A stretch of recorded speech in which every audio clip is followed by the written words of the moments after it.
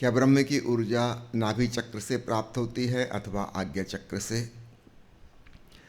दो के बारे में क्यों पूछ रहे हो, सातों के पूछ लेते हैं। इतनी कंजूसी क्यों करना कि एक ही जगह से प्राप्त हो।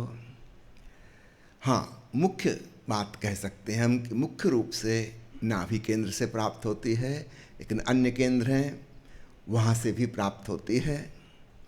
चूँकि हमारे ऊपर के केंद्र विकसित नहीं है, इसलिए वहाँ से हमें बहुत कम प्राप्त होती है। मुख्य रूप से नाभि से प्राप्त होती है। बच्चा जब माँ के गर्भ में होता है, उसकी नाभि से ही वह माँ से जुड़ा होता है। उसकी नाभि से ही खून आ रहा है, ऑक्सीजन आ रही है, पोषक तत्व आ रहे हैं, माँ भोजन कर रही है, बच्चे को भोजन मिल रहा है नाभि से। माँ सांस ले रही है और ऑक्सीजन मिल रही है बच्चे को नाभि के थ्रू। सारा जीवन का केंद्र नाभि है। फिर जन्म के साथ माँ के शरीर से तो वह पृथक हो जाता है, किंतु अदृश्य रूप से, सूक्ष्म रूप से परम माँ परमात्मा के संग फिर भी नाभि से जुड़ा होता है। तो वह जीवन का मुख्य केंद्र है। जैसे जैसे हमारे अन्य चक्र विकसित होने लगते हैं, हमें वहाँ से भी जीवन ऊर्जा प्राप्त होने लगती है। मुख्य केंद्र फिर भी नाभि ही रहता है। अगला सवाल है कि मैं नकारात्मकता, अज्ञात भय और आत्मविश्वास की कमी से घिरा रहता हूँ, कृपया मार्गदर्शन करें। जैसा कि ओशो के विभिन्न प्रवचनों में हमने पिछले दिनों में सुना, अंधकार के साथ हम कुछ नहीं कर सकते। जो कुछ करना है वह प्रकाश के संग ही करना होगा। अब आप जिन बातों की कह रहे हैं, नकारात्मक भावनाएं, भय और आत्मविश्वास की कमी, क्या किया जा सकता है? आप कृपया इनसे लड़ना छोड़ दीजिए और पॉजिटिवली क्या किया जा सकता है। पॉजिटिव भावनाओं का विकास किया जा सकता है। और ओशो ने मुख्य रूप से 4 भावनाओं की चर्चा की: प्रसन्नता, मैत्री भाव, करुणा भाव और अहोभाव। ठीक है, नेगेटिव फीलिंग्स हैं, उनको रहने दो, उनके साथ कोई छेड़खानी करने की ज़रूरत नहीं। हम ये 4 पॉजिटिव चीज़ों को अपने भीतर विकसित करें। इनके बीज हमारे पास हैं। अब इनको अंकुरित करना है, इनको पौधा बनाना है, इनको विराट वृक्ष बनाना है। हर व्यक्ति के पास इनके बीज हैं। छोटा मोटा अनुभव हम सबको है, मैत्री भाव का भी, धन्यवाद के भाव का भी, करुणा के भाव का भी, प्रसन्नता के भाव का भी। ऐसा कौन व्यक्ति जो इनको नहीं जानता? जानता है, लेकिन इनको विकसित नहीं किया। तो इन पर थोड़ा ख्याल करें। जिस चीज़ पर हम ध्यान देने लगते हैं वो हमारे भीतर विकसित होने लगता है। और जहाँ से हम ध्यान हटा लेते हैं, समझो किसी पेड़ पौधे में जैसे पानी देना बंद कर दिया, ध्यान पानी के समान है। वो पेड़ पौधे सूख जाते हैं जहाँ जलधार जानी बंद हो गई। नकारात्मक से लड़ने वाला व्यक्ति उन्हीं नकारात्मक चीज़ों पर ध्यान देता है, तब उसके नकारात्मक पेड़ पौधे और बढ़ते हैं, क्योंकि वो उनको पानी सींचता है, बार बार उन्हीं पर ध्यान देता है। कितने लोग मेरे पास आते हैं, कोई कहता है क्रोध से मुक्त होना है, क्या करें? अब ये सवाल ही गलत पूछ रहे हैं। इसने अपना पूरा ध्यान क्रोध पर लगा रखा है।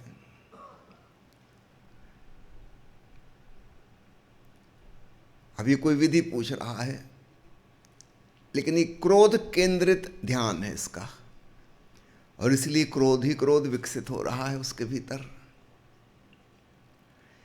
भूल जाओ क्रोध को, है रहने दो, उसकी चिंता ना करो। आज तक आप इतने लड़े, आज तक तो नहीं जीते, आगे भी नहीं जीतोगे। थोड़ा उसको इग्नोर करो।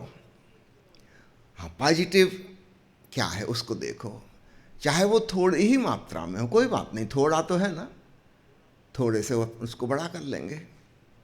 बड़ा करने की विधि, उस पर हम ध्यान दें और उसको हम अपने कर्म में ढालें। तो 2 बात हो गई। जो पॉजिटिव फीलिंग्स हैं उसमें से 4 मुख्य मैंने आपको गिनाई, इन पे ध्यान देना शुरू करें। और जब ये भावनाएं आपके भीतर आती हैं तो उसको कर्म रूप में प्रकट भी करें, वो केवल भाव ही न रह जाए, वह क्रियाओं में परिणत हो। नकारात्मकता से घिरा व्यक्ति इसका ठीक उल्टा करता है, वो नेगेटिव फीलिंग को तो तुरंत एक्शन में लाता है और पॉजिटिव इंटेंशन को कभी एक्शन में नहीं लाता, उसको पोस्टपोन कर देता है कि देखेंगे, बाद में करेंगे, अभी समय नहीं है। याद रखिए, जिस चीज़ को आपने कल पे टाला वो सदा सदा के लिए टल गई, कल कभी आता नहीं। काल करे सो आज कर, आज करे सो अब, पल में प्रलय होएगी बहुर करेगा कब। जब भी पॉजिटिव चीज़ करने का मौका मिले उसको तुरंत करो, डिले बिल्कुल नहीं करना। कोई भरोसा नहीं अगले क्षण हम होंगे कि नहीं होंगे। और जब कुछ नेगेटिव आए, लड़ना भी नहीं है, कुछ नहीं करना है, उसको बस पोस्टपोन कर दो, कहना ठीक है, आने दो समय, देखेंगे, बाद में देखेंगे। वो बाद में कभी होता ही नहीं। समझ गए आप तरकीब? जब क्रोध आए तो कहना कि जल्दी क्या है, देखेंगे बाद में। जब करुणा का भाव जन्मे तो तुरंत कर लेना। धीरे धीरे आप पाओगे कि करुणा का खूब विकास होने लगा, आपका जीवन करुणा से ओतप्रोत हो गया और इस बीच में क्रोध क्रम से सिकुड़ता गया, सिमटता गया। अब वो ढूंढ से भी नहीं मिलता कहाँ है, क्योंकि आपने उस पर ध्यान ही नहीं दिया, आप उसको एक्शन में नहीं लाए।